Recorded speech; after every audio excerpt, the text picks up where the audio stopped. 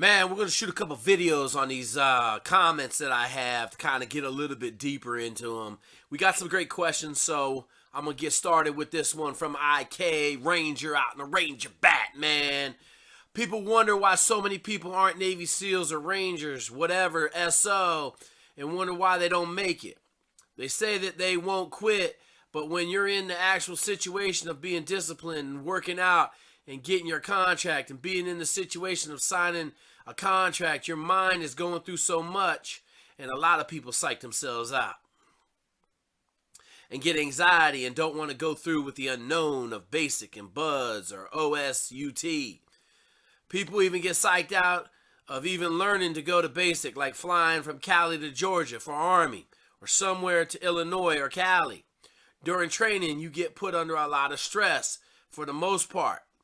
Fun parts, though, like shooting and just being in the field, are constantly training and making you so you don't get kicked out for buds getting dropped for something. Then there's the extra percentage of people who aren't physically fit. That's a large part of it. And that's why there's low numbers in the SO community. People think work out, go to SO, train, and then you're an operator and get to kill people. But the reality is the day-to-day shit that fucks with people and makes them quit or do one enlistment. Then there's the ones that thrive and do 10 to 20 years and retire. It's how your body's made. You're either going to fail, do an enlistment or more, or you're going to max out your career and retire. Then there's the other thing is family. A lot of people get depressed that I've known because of the constant deployments and never seeing your family. Getting a relationship and not working out because your lifestyle, you'll never know which type of person you are unless you pursue what you want. And then you'll see who you really are.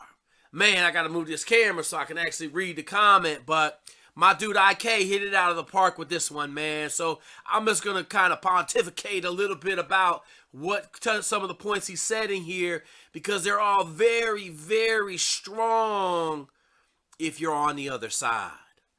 So a lot of people don't even start training, man. A lot of people get the buds and quit.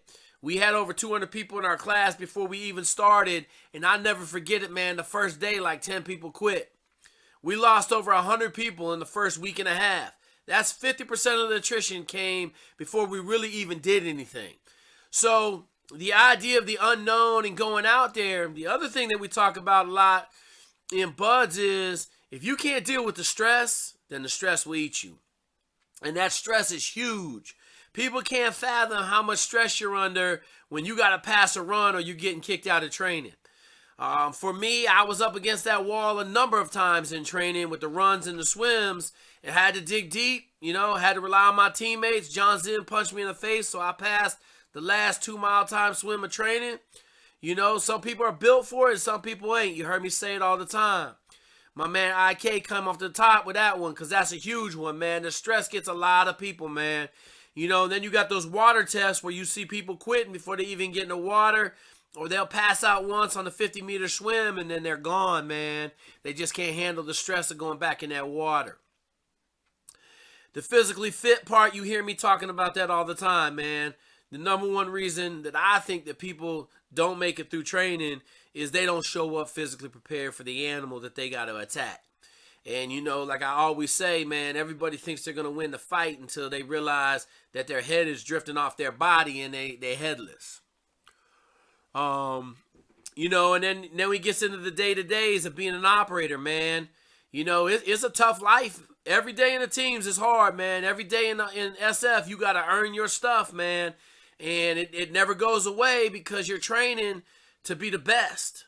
And so that gets with a lot of people, and then the family issue, man. The family issue is just incredible. Divorce rate's 98%. Do the math, 98%.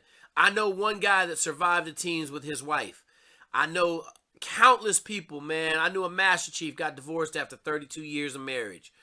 I lost 3 great girlfriends during that time. I personally don't think I could have been married to any of them now that I'm married to my wife. But that family aspect is huge, man. You chew up a lot of people. The other aspect with that family part, the relationships and the girlfriends, is you're never in town, man.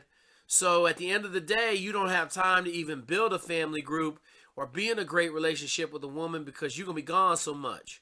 I just had the opportunity to talk with one of my wonderful SEALs the other day, man. We sat down, we shared a couple drinks.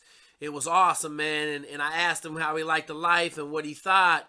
And his main comment to me was like, damn, man, we gone a lot.